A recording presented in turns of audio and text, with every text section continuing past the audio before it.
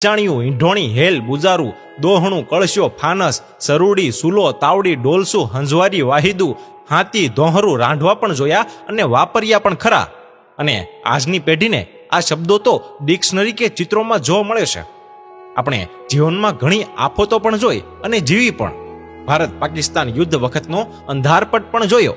ઇન્દિરા ગાંધીવાળી કટોકટી, 74નું નવનિર્માણ આંદોલન, 76નું પૂર હોનારત, દુષ્કાળ, સરકારી રાહત કામોમાં પાવડો, કોદાળી, તગારા લઈને જતા માણસોને પણ જોયા.